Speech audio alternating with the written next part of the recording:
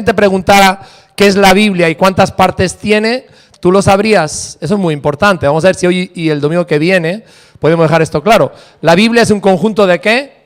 De libros. ¿Cuántos tiene? 66, 66. ¿Cuántos hay en el Antiguo Testamento? ¿Y en el Nuevo? Bueno, parece que estamos más o menos, ¿no? Muy bien, más o menos. Más o menos. Claro, lo están viendo en la pantalla. Lógico, ¿no? Más o menos. Bueno, si quitamos la pantalla, Saray, vamos a quitar la pantalla, pues esto no vale. A ver, ¿cuántos, Rocío, cuántos libros tiene la Biblia? A ver, 66. ¿Cuántos hay en el Antiguo? ¿Y en el Nuevo? Ah, bueno, menos mal. Y ahora se me están haciendo truco. Vale, bien, entonces, ahora vamos a ir un poquito más difícil la cuestión. ¿Cómo se clasifican? El Antiguo Testamento significa Antiguo Pacto, el Nuevo Testamento significa Nuevo Pacto. Pacto, ¿no? El pacto antiguo, el pacto de la ley, con Cristo es el nuevo pacto. Bien, entonces, esos 39 libros, ¿cómo se clasifican? Los 5 primeros libros se llaman ¿qué?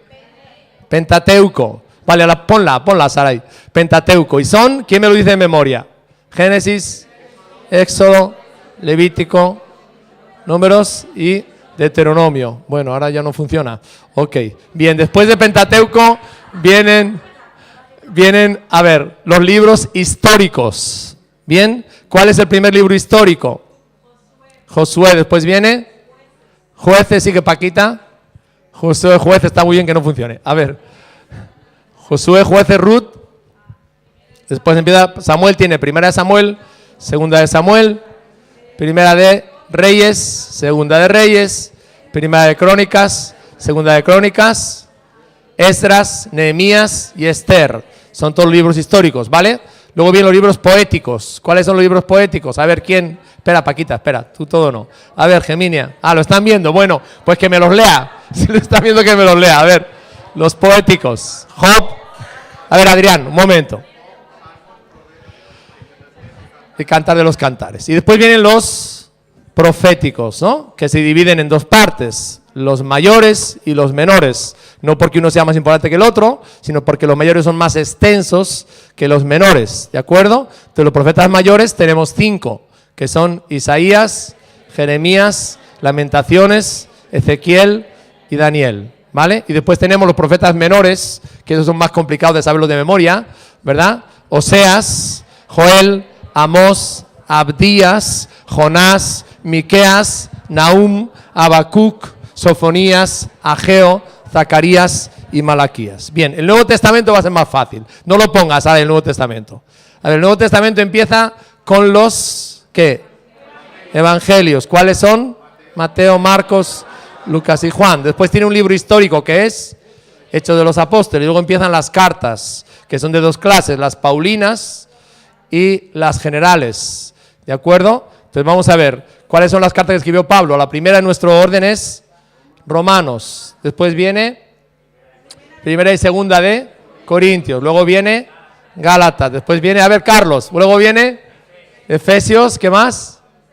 Filipenses, Colosenses, Tesalonicenses, ¿cuántas tiene? Primera y segunda, y luego vienen las pastorales, ¿no? Las que escribió a los pastores, que son primera de Timoteo, segunda de Timoteo y Tito, ¿no? Y luego nos falta una que escribió a alguien para que volviera otra vez, que es la carta a Filemón, ¿vale? Bien, ahora, tenemos epístolas generales. La primera es Hebreos.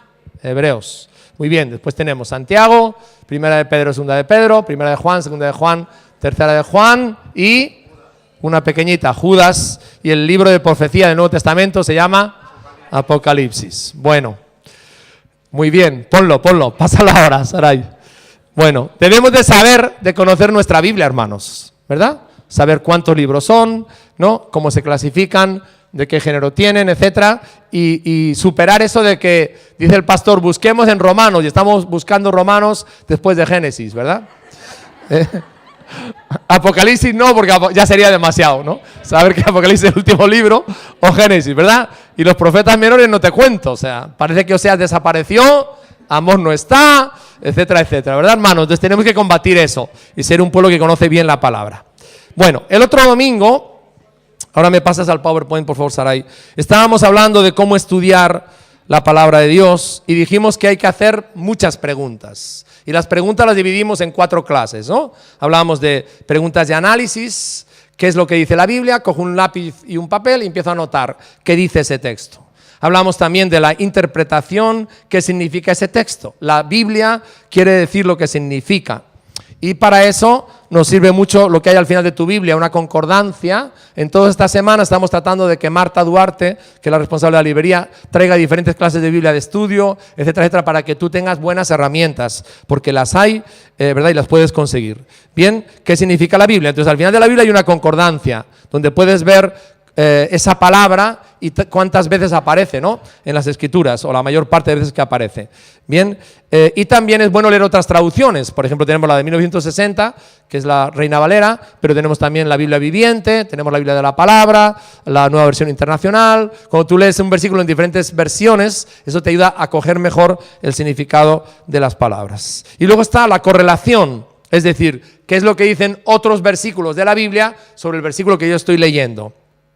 Bien, y por último, hablábamos de la aplicación. La aplicación es qué voy a hacer al respecto de lo que he leído o de lo que he estudiado, ¿no? No he estudiado de verdad la Biblia si no hago nada al respecto, ¿verdad? Si me quedo con los pensamientos. La palabra de Dios la debemos de leer, estudiar, memorizar para que transforme y para que cambie nuestra vida. Bien, hoy nos vamos a centrar, como ven ahí en el título, en entender el significado de un texto. Y vamos a ser muy prácticos como el otro día. Vamos a coger un texto bíblico, pero no va a estar aquí, tienes que coger tu Biblia, ¿vale? Prepara tu Biblia, abre tu Biblia y vete a Juan 15.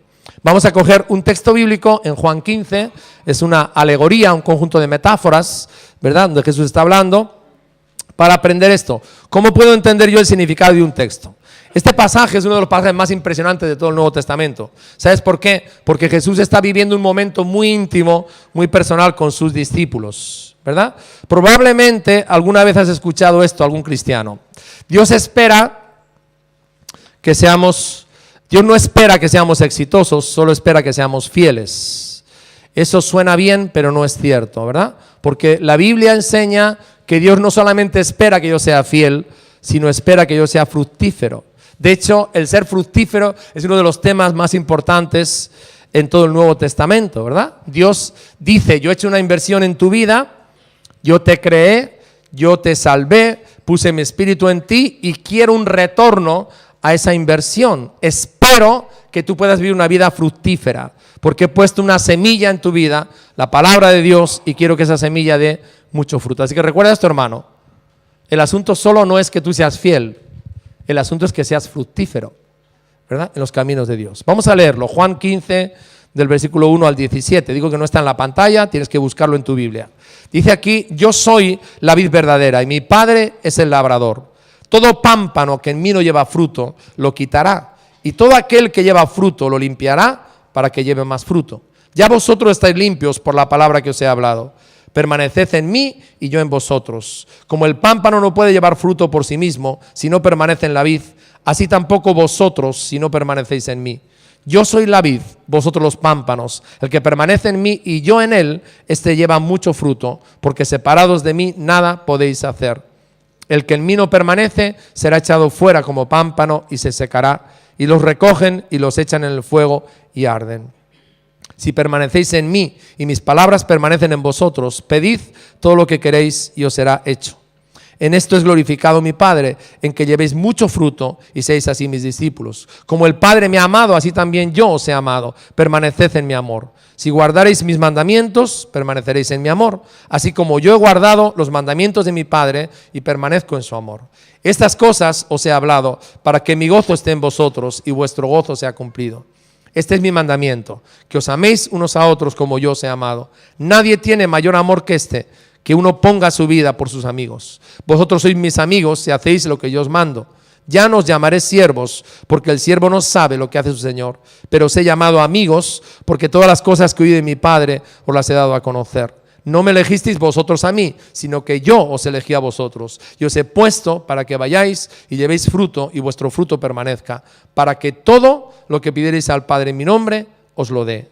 Esto os mando, que os améis unos a otros. Fijaros, 17 versículos que tienen unas verdades muy profundas. Podríamos estar aquí 4 meses, hermanos, con este texto. Es tremendamente profundo y con un contenido muy rico, ¿verdad? De hecho, vamos a tener que limitar el estudio, ¿verdad? No podemos abarcar todo lo que hay en este texto porque realmente necesitaríamos semanas. Bien, pero lo que yo quiero en esta mañana es que nos centremos en el concepto del fruto. Y quiero mostraros algo. Un versículo puede ser malinterpretado. Vamos a coger uno de estos versículos que es un versículo muy malinterpretado, ¿verdad? Porque de hecho quizás es un pasaje muy importante, pero es uno de los pasajes de la Escritura que ha sido malinterpretado, ¿verdad? Y es importante entender esto. Fijaros, no sé si alguna vez has oído esto. La Biblia es un libro y cada uno puede hacer su interpretación. Tú lo lees y lo interpretas de una forma. Tú lo lees y lo interpretas de otra forma, ¿verdad? De hecho, esa fue la gran calumnia que echaron sobre Lutero, ¿no? Los protestantes son herejes porque cada uno lee la Biblia y la interpreta como quiere, ¿verdad? Eso nunca jamás ha sucedido así. Pero la gente lo va diciendo por ahí. Bien, eso no es cierto. Fíjate, cada versículo de la Biblia tiene una sola interpretación. Escúchame bien esto, una sola interpretación. Tienes que conocer las normas de la interpretación bíblica, pero tiene muchas aplicaciones. Tú y yo podemos leer el mismo versículo, captar la misma interpretación, pero si tú estás, por ejemplo, si eres una persona joven, puedes aplicarlo de una forma, si la otra persona es jubilada, la puede aplicar de otra forma. O sea, depende en la situación que yo esté, puedo sacar diferentes aplicaciones. La Biblia tiene una sola interpretación, pero tiene muchas aplicaciones para cada versículo. ¿De acuerdo? Entonces tenemos que entender que a la hora de interpretar la Biblia hay formas legítimas de interpretarla y formas ilegítimas, ¿verdad? Y de ahí vienen las sectas, ¿no? Y las distorsiones doctrinales, evidentemente. Si tú ignoras los principios de interpretación bíblica, puedes terminar diciendo barbaridades, ¿verdad? Pero eso no está en la Biblia. Es algo que tú malinterpretas. Bien, así que yo quiero coger este versículo difícil, es el versículo 6, léelo conmigo. El versículo 6 es un versículo que ha sido muy malinterpretado. Dice, el que en mí no permanece será echado fuera como pámpano, se secará. Y los recogen, los echan en el fuego y arden, ¿verdad? De hecho, por ejemplo, algunos predicadores lo interpretan así, fíjate. Si no das fruto, y el fruto del cristiano es otro cristiano, hasta ahora vamos bien, ¿verdad? Hasta ahí vamos bien. Es decir, un manzano da manzanas, ¿verdad? Un peral da peras, una planta de fresas da fresas. Hasta ahí estamos bien. O sea, el fruto de un cristiano, bien, es otro cristiano. Bien, pero hay algunos predicadores que siguen y dicen, si tú no das fruto, Dios te va a desechar, vas a perder tu salvación, te vas a quemar en el fuego del infierno. La pregunta es esta, ¿realmente eso es lo que significa este versículo? No significa eso, por supuesto que no. Es una mala interpretación que pasa por alto estos 4 principios que yo te voy a enseñar en esta mañana. Cuando nosotros interpretamos un pasaje de la palabra, tenemos que tener en cuenta, esto es muy sencillo, ¿verdad? Estos 4 principios. Primer principio, aquí lo tienes. Considera el contexto histórico, o sea, quién está hablando, por qué está hablando, a quién está hablando y por qué le está diciendo lo que le está diciendo. Si tú no sabes quién habla, qué dice, cuándo lo dice, dónde lo dice y por qué lo dice, tienes todas las posibilidades de hacer una mala interpretación del texto que estás leyendo. ¿Bien? Ahora fijaros, este pasaje en concreto se encuentra justo en el medio de 4 capítulos. Esos 4 capítulos Jesús les habló la misma noche y a las mismas personas. Bien, entonces esa noche cuando Jesús habló estas palabras fue la noche que fue traicionado, arrestado, llevado para ser aceptado, flagelado antes de ser crucificado. Es la última conversación de Jesús antes de ir a la cruz, los 4 capítulos, para que te vayas situando, ¿de acuerdo? Todos sabemos que Jesús pasó 3 años y medio con sus 12 discípulos, eran los hombres escogidos por él, entrenados por él, porque él tenía muy claro que se iba a marchar y ellos iban a quedar como responsables, ¿verdad?, de la obra. Muy bien, entonces estamos en esa fase donde Jesús quiere pasar tiempo con los discípulos y les lleva a un lugar privado, para tener una conversación privada, profunda, personal e íntima. Entonces lo que estamos leyendo aquí, lo que acabamos de leer, no es un discurso a la multitud, no. Jesús está hablando a las personas más cercanas a Él, más importantes para Él, que van a seguir luego la obra que Él había empezado. Así que tenemos 4 capítulos, capítulo 13, si me sigues ahí, capítulo 14, capítulo 15 y capítulo 16, una larga conversación de Jesús con sus discípulos y todo sucede en la misma noche. Bien, entonces el capítulo 15 no es independiente. Si tú coges el versículo 6 y el capítulo 15 y lo sacas de ese contexto, lo vas a interpretar mal. Ahora, vamos a ver qué fue lo que pasó. Tenemos que ir al capítulo 13, ¿verdad? El contexto de un versículo, ya sabes que lo forman los versículos anteriores y los posteriores. Es como el marco del cuadro. Cuando tú lees un versículo, tienes que pensar qué dice antes y qué dice después, ¿no? Para no sacarlo de contexto. Bien, entonces yo quiero llevarte un poquito a que entendamos esto. Fíjate, Jesús se va a marchar. Su tiempo ha terminado y se tiene que despedir de las personas más importantes a los cuales Él va a dejar su legado, ¿verdad? Entonces, son las instrucciones de despedida. Si una persona está a punto de morirse en el hospital, en su cama de muerte, y dice cosas, tú te puedes imaginar que lo que ese hombre está diciendo a esa mujer es algo muy importante. Cuando alguien reúne a sus hijos y dice, mira, yo me muero. Y empieza a dejarles, ¿no? Mira, quiero que hagáis esto, esto, esto y esto. Esas son las palabras de Jesús. Jesús se va a marchar, lo sabe, le quedan horas nada más para morir en la cruz y está reuniendo a sus discípulos, a la gente más importante para Él, para decirle lo más importante que tienen que oír. Ahora, capítulo 13. ¿Cómo empieza Jesús a hablar? Bueno, lo primero que hace Jesús aquí es definir de una forma clara quién es Él y qué es lo que va a hacer esa noche. Bien, entonces Jesús le dice, yo sé de dónde vengo y sé a dónde voy. Y dice que en ese momento se quita la capa, se quita el manto, se ciñe la toalla, los discípulos están con ojos como platos, no se lo pueden creer. Y Jesús se agacha, coge un balde de agua y empieza a hacer algo que es insólito, lavarles los pies. Eso solamente lo hacía la persona, el esclavo más bajo de una casa. En una casa romana había como 30 esclavos. Bueno, el más bajo del ranking era el que lavaba los pies. ¿Por qué? Porque en aquella época la gente no tenía zapatos, tenía sandalias. Y si tú andabas por caminos polvorientos, llegabas a la casa a cenar y tenías los pies hechos una pena. Aparte de los otros excrementos que había por el camino, ¿verdad? Luego ya te puedes imaginar cómo iban las personas. Era una cena muy importante y nadie se había rebajado a lavar los pies los unos a los otros, ¿verdad? Y Jesús, ante el asombro de ellos, se quita la capa, se pone la toalla, se la ciñe y dice, a ver, pasar por aquí. Y empieza a lavar los pies uno a uno. O sea, se rebaja a ser el esclavo más indigno, digamos, de la casa o del hogar. Cuando le lava los pies, le dice, ¿habéis entendido lo que he hecho? Si yo, siendo el maestro y el Señor, os he lavado los pies, me he rebajado a ser la persona más humilde, quiero que vosotros hagáis lo mismo. Dice, si sabéis esto, sois bienaventurados si lo hiciereis. ¿Verdad? Un tremendo ejemplo. Porque Jesús sabía que le iban a traicionar, Jesús sabía que le iban a abandonar, Jesús sabía que la muerte de él en la cruz iba a ser un trauma para ellos. Jesús sabía que las horas que le esperaban los discípulos eran unas horas terribles, ¿verdad? Lo de Judas, lo de Pedro, Jesús sabía todo eso. ¿Y qué hace? Le dice algo muy claro, entre vosotros las relaciones tienen que ser marcadas por el servicio, la humildad y el amor, ¿no? Le dice, amaos los unos a los otros, ¿verdad? Jesús les da ese mandamiento. Y luego pasa al capítulo 14, estamos en el 13, en el 14 te das cuenta de algo, ¿verdad? Jesús les dice, bueno, las horas que os esperan son muy difíciles, pero dice, no se turbe vuestro corazón. ¿Creéis en Dios?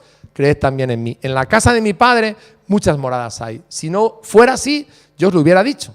Voy pues a preparar un lugar para vosotros, para que donde yo esté, vosotros también estéis. Y Tomás, que era el taciturno, el negativo del grupo, le dice, Señor, tenemos dos problemas. No sabemos el camino, ni sabemos dónde vas.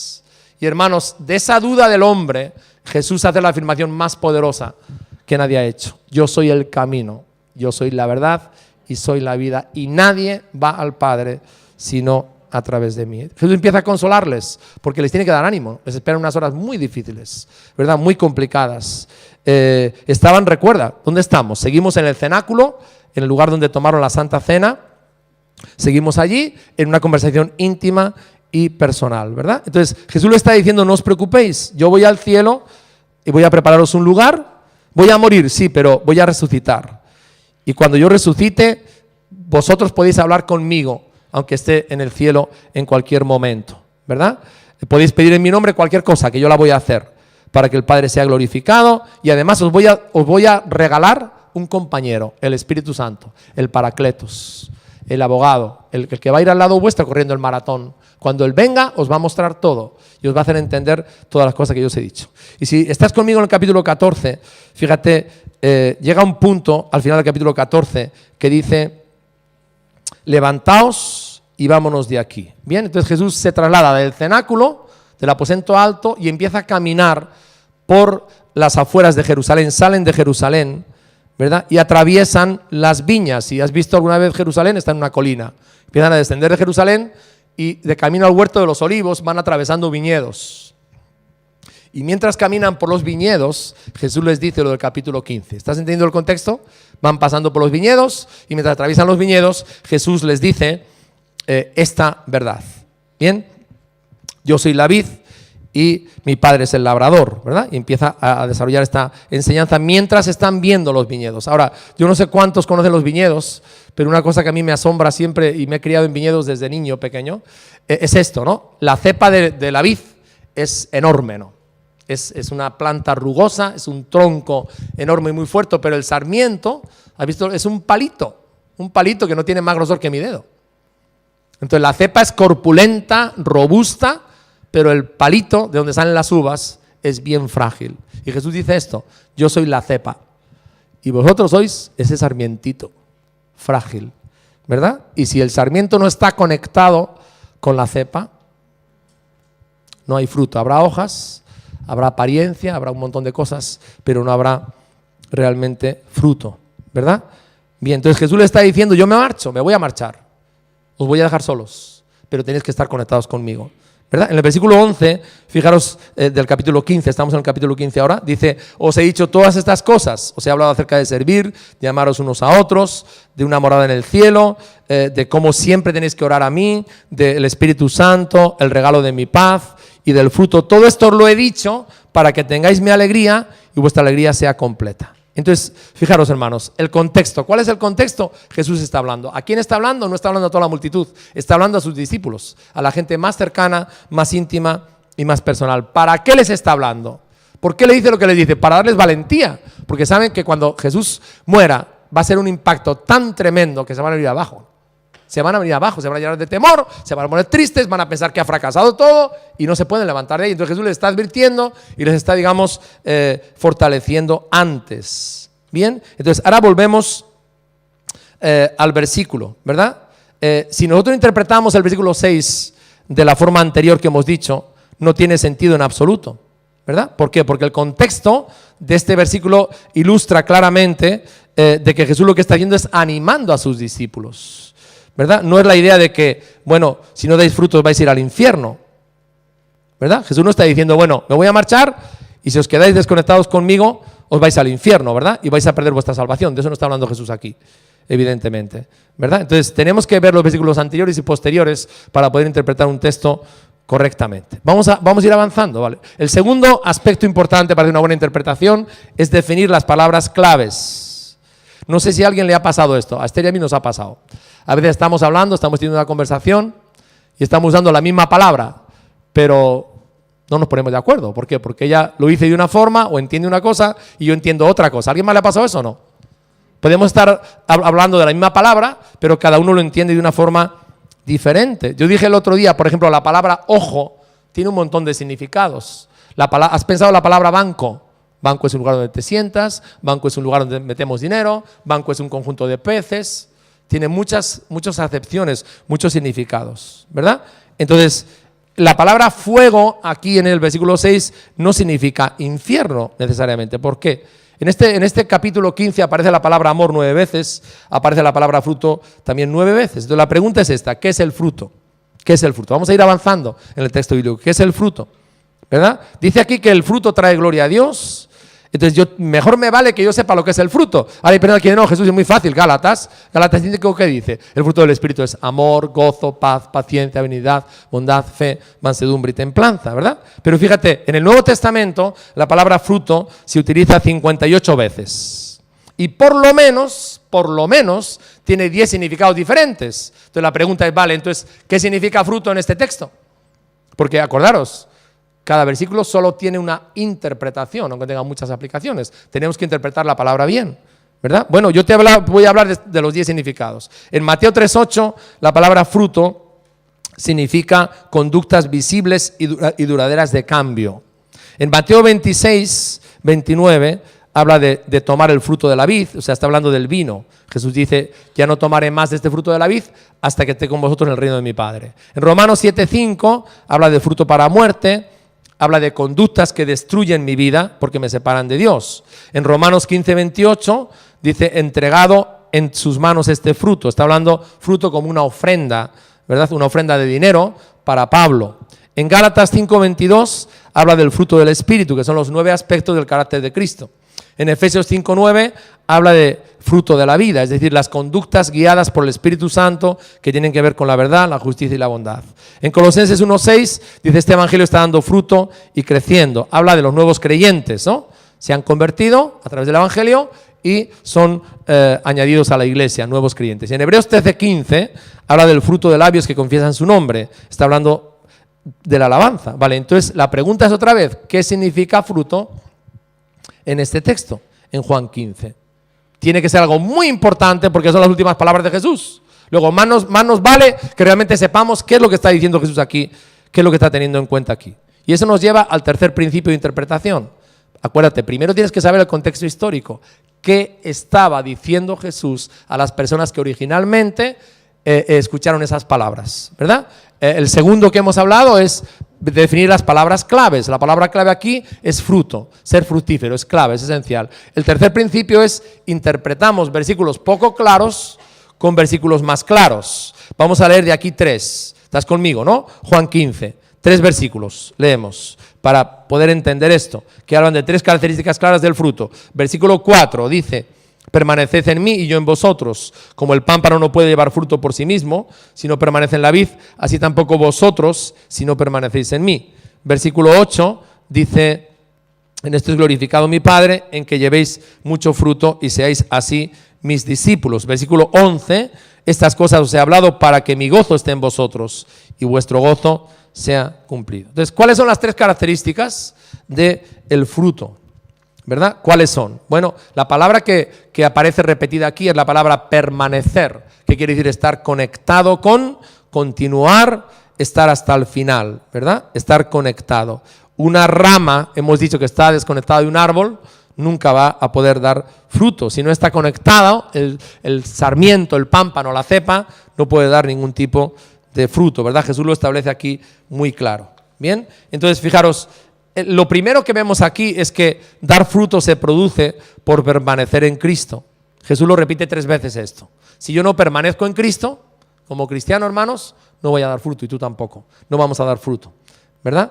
Entonces, escúchame una cosa, el fruto de la vida de un cristiano es un fruto interno, es un fruto espiritual, ¿verdad?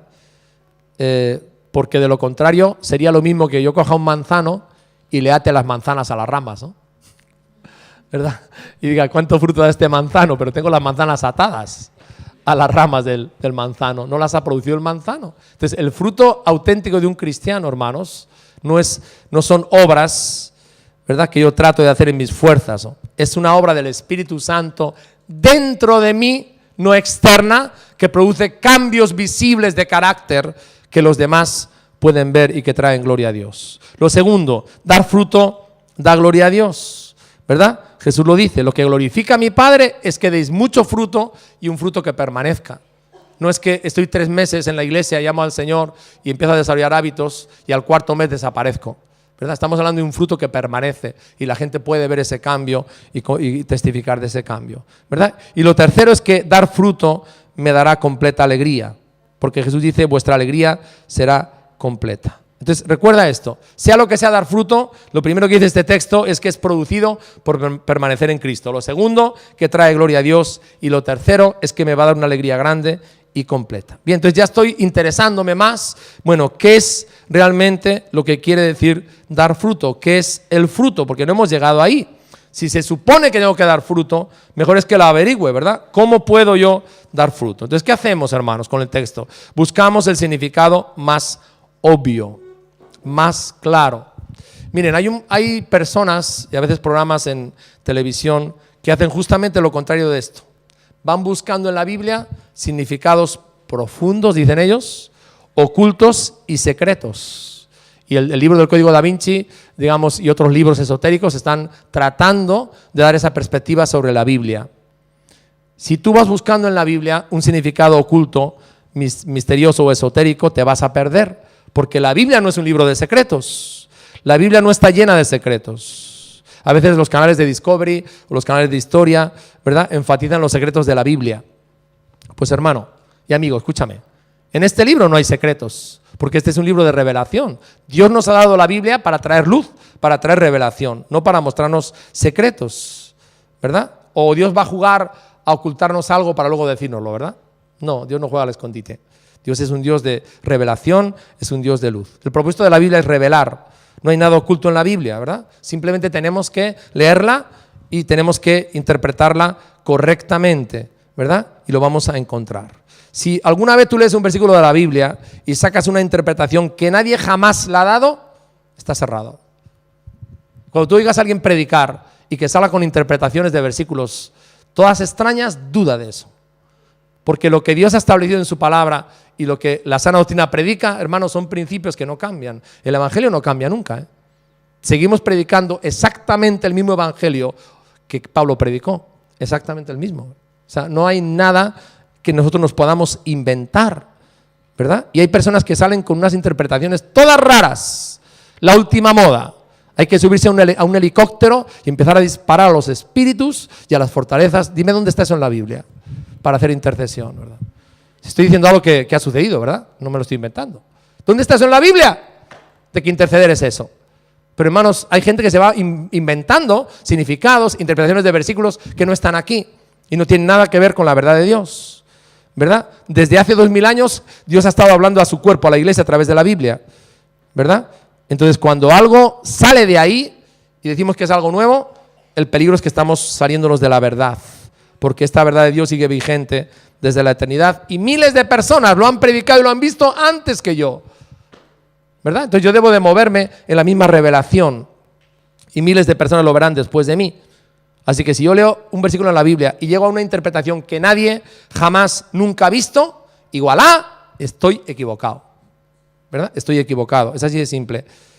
Hay que buscar el significado obvio. Y otra cosa, hermanos, no pretendamos que cada detalle signifique algo. Por ejemplo, las parábolas, ¿no? Las parábolas, todas las parábolas tienen una lección básica, no tienen 40 lecciones. Entonces no busquemos al gato más pies de los que tiene, porque tiene los justos, ¿verdad? O patas, ¿no? Entonces en la Biblia es igual, ¿no? Las parábolas tienen una enseñanza básica y ahí tenemos que movernos. Ahora, ¿cuál es lo obvio en el versículo 6? No se me pierdan. Versículo 6, ¿cuál es lo obvio? Vale, recuerda, Jesús está caminando a través de la viña esa noche y dice algo: un árbol que no da fruto ha perdido su propósito. El propósito de un árbol frutal es dar fruto. Si no da fruto, no está cumpliendo su propósito. Entonces, ¿cuál es la cuestión aquí? Bueno, Jesús dice, ¿para qué sirve un árbol estéril? Bueno, para nada, a menos que lo usemos para leña. Y de eso está hablando Jesús. ¿Cómo cocinaban en aquellos días? Pues mira, no tenían carbón, no tenían petróleo, no tenían gas, no tenían electricidad, ni tenían microondas. ¿Con qué cocinaban? Con leña. Hacían barbacoa todos los días, ¿eh? Cocinaban con leña, ¿sí? Bien, entonces, fíjate una cosa, si una persona tenía madera de un árbol cortada, podía cenar, si no, no podía cenar, no podía hacerse la cena, ¿verdad? Entonces la madera no la dejaban, no la despreciaban porque era su fuente energética, ¿bien? Para cocinar su cena. Jesús lo que está diciendo aquí simplemente en este versículo es: un árbol frutal que es estéril no puede cumplir su propósito, pero tiene un valor. ¿Y cuál es el valor? Pues ni más ni nada ni menos que ser leña, ¿no? Cuando se quema esa leña, obtenemos un provecho de él, ¿verdad? La energía, el calor. Pero Jesús no está hablando aquí de ir al infierno, ¿verdad? Desde luego, no puede ser interpretado así, diciendo, tratando de animar y dar alegría a sus discípulos. No encaja para nada, está fuera de contexto. Y recuerda esto: un texto fuera de contexto es un pretexto, ¿verdad? Siempre que interpretamos la palabra de Dios. Cuando yo lo saco de contexto me puedo inventar cualquier cosa, pero eso no es lo que la Biblia dice. Bien, entonces tenemos que dejar que los textos hablen por sí mismos. Cuando dejamos que el texto hable por sí mismo, el significado es evidente, ¿verdad? Y está muy claro aquí, hermanos, y ya llegamos a descubrir esto, cuál es el significado de fruto. No tenemos ni tan siquiera que usar un diccionario de la Biblia, ni una enciclopedia de la Biblia para ver el significado. Fijaros, versículo 7 del capítulo 15. Dice, si permanecéis en mí y mis palabras permanecen en vosotros, pedid lo que queráis y se os concederá. Ahora Jesús está hablando, y aquí llegamos al quid de la cuestión, de la oración, ¿verdad? De la oración, está hablando de la oración. O sea que podríamos escribir esto. Primero, permanecer en Cristo produce oraciones contestadas. Es lo que Jesús está diciendo, ¿verdad? Yo me voy a marchar, vosotros vais a quedar aquí, yo voy a estar en el cielo, pero todo lo que me pidiereis, si estáis en mí, estáis conectados conmigo, todo lo que me pidiereis, si yo estoy en mí y vosotros en mí, ¿verdad? Os será concedido. Está hablando acerca de la oración, de oraciones contestadas. Cuando yo permanezco en Cristo y estoy conectado con Cristo, eso produce oraciones contestadas. ¿Tú has pensado en esto, hermano? La oración del justo, dice la palabra, puede mucho. Jesús no tiene ningún límite para contestar nuestras oraciones, ¿verdad? Jesús dijo, pedid todo lo que queráis. Es tremenda esta frase aquí. Y os será hecho. Ahora tú dices, vale, sí, pero yo le he pedido cosas a Dios que no he recibido. Cuando Dios contesta, tiene 3 contestaciones. Escúchame esto bien, porque Él no es la lámpara de Aladino, es Dios. Te puede decir Dios sí, te puede decir Dios no. En el huerto de Getsemaní, Jesús le dijo al Padre, Padre, pasa de mí este cáliz. Y el Padre le dijo, no, hijo, no, hay que beberlo. Tienes que ir a la cruz. Así que el Padre le dijo a Jesús, no voy a contestar a esa oración. Y la otra es espera, eso no nos gusta esperar, ¿verdad? Queremos el microondas, ¿no? Meto la moneda, tengo el resultado, la Coca-Cola, ya está. No, hermano, Dios no es así. Dios no es una lámpara de Aladino. Dios a veces nos hace esperar. Y largo, ¿eh? Nos hace esperar largo. Yo puedo dar testimonio aquí de esperar para escuchar respuesta a las oraciones 5 años. Y era para la obra de Dios. 23 años hasta que mi padre se convirtió. 23 años son muchos años. Pero a veces Dios dice, espera, sí te lo voy a dar, es conforme a mi voluntad, pero espera, no es en el tiempo tuyo, es en el mío. Lo voy a hacer yo a mi forma, no a la tuya, para que la gloria al final se la lleve ¿quién? El Señor. Y no digas, no, es que claro, yo le he retorcido el brazo a Dios y ves, ha hecho lo que yo quería. ¿No? Pues no, querido, Dios es Dios, no es una máquina de monedas, ¿verdad? Entonces muchas veces, hermanos, decimos, sí, pues eso no es verdad lo que estás diciendo, pastor, porque yo he orado a Dios y Dios no me ha contestado. ¿Sabes una cosa? Cuando Dios no contesta como tú esperas, Él tiene algo mejor. ¿Verdad? Algo mejor. A lo mejor tú no lo ves así, pero yo te digo algo, Dios es Dios y tú no eres Dios. Tienes que empezar por ahí, ¿verdad? Dios es soberano. Cuando oras a Dios, no le pidas algo que tú crees que es bueno para ti. Dile, Dios mío, dame lo que tú sabes que es bueno para mí, porque tú sabes lo que necesito mejor que yo. ¿Sí? Dios sabe lo que necesitamos, ¿verdad? Mejor que nosotros. Así que el primer punto aquí es que permanecer en Cristo produce oraciones contestadas. Segundo punto, acompáñame a Juan capítulo 14, 13 y 14. Dice aquí, y todo lo que pidierais al Padre en mi nombre, lo haré, para que el Padre sea glorificado en el Hijo. Si algo pidierais en mi nombre, yo lo haré. ¿Verdad? Entonces, recuerda que Jesús está hablando con los mismos discípulos. ¿Verdad? Y el segundo aspecto que aprendemos es que las oraciones contestadas traen gloria a Dios. Cuando tú pides algo a Dios conforme a su voluntad y Dios contesta, eso le trae gloria a Dios. Y eso es bueno, ¿verdad? Eso es bueno. Eso trae gloria a Dios porque muestra su amor para nosotros, ¿verdad? Ahora, yo te puedo preguntar, ¿qué necesitas tú pedirle a Dios? Algunos de vosotros estáis pasando momentos difíciles en la familia, en la economía. ¿Sabes una cosa? Cuando nuestra vida tiembla, cuando nuestra vida pasa por la crisis, lo mejor que podemos hacer es ponernos de rodillas, ¿verdad? Porque ahí no te vas a caer. Cuando estés de rodillas no te vas a caer, tranquilo. De ahí no te vas a caer. Cuando estás en un terreno inestable, arrodíllate. Cuando las tormentas te abaten, arrodíllate, ¿verdad? Y ponte delante del Señor, ponte de rodillas. Cuando sientes que el mundo se cae, que tu universo se despedaza, ponte de rodillas. Jesús dijo, si pides cualquier cosa en mi nombre, yo te lo daré porque eso traerá gloria a Dios y te hará permanecer conectado conmigo. Capítulo 16, versículo 24, dice, hasta ahora nada habéis pedido en mi nombre. Pedid y recibiréis para que vuestro gozo sea cumplido. ¿verdad? Para que vuestra alegría sea cumplida. Así que fíjate una cosa, las oraciones contestadas nos dan completa alegría. ¿Sabes cuál es la regla de oro de la oración? Yo creo que algunos se la saben de memoria, ¿verdad? Dice, pedid y se os dará. Pero el verbo en griego dice, mantente pidiendo y se te dará. Y ese es nuestro problema, hermanos, que abandonamos, pero muy rápido.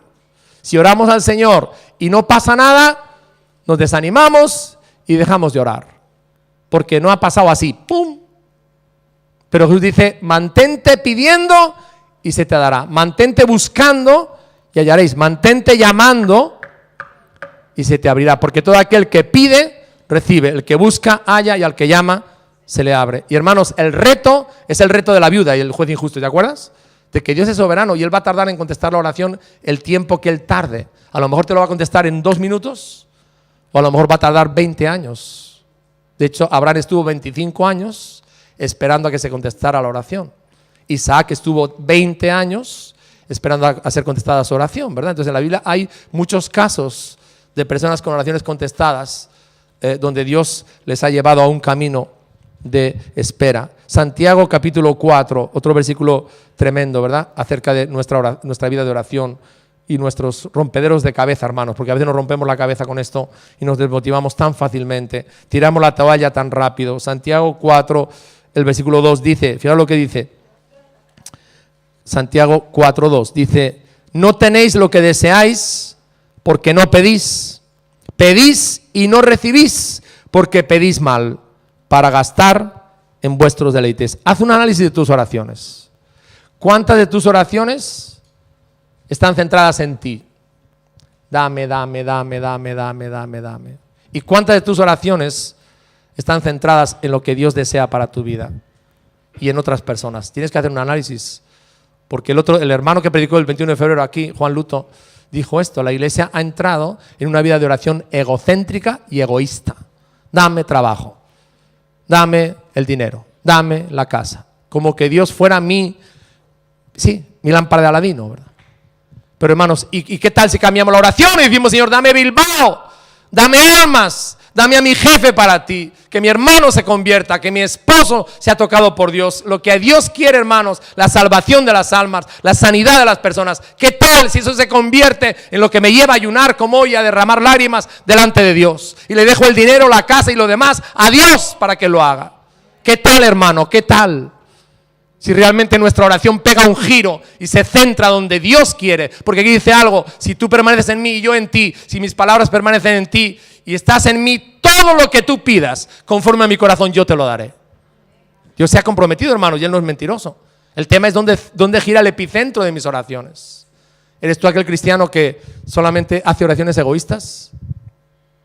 ¿O realmente eres aquel que hace esas oraciones que Dios quiere que hagamos para que su reino venga y para que su gloria sea conocida? Gloria al nombre de Jesús. Jesús le dice aquí a los discípulos: yo me voy a marchar, muchachos, pero quiero que pidáis. No voy a estar aquí con vosotros, ¿verdad? Pero podéis hablar conmigo en cualquier momento. Pedir, yo quiero daros, pedir. Pedir, hermanos, cuando nosotros dejamos de orar, ¿sabes esto? No engañamos a Dios, nos engañamos a nosotros mismos. Y el que sale perdiendo, ¿sabes quién es, verdad? Nosotros. Es como si tenemos una cuenta bancaria para sacar dinero y nunca lo sacamos. Jesús nos ha dado cheques en su nombre, en lo que Él quiere hacer. Y hermanos, nosotros muchas veces no usamos esos cheques, ¿verdad? Y perdemos todo el fruto que Dios quiere producir en nuestra vida.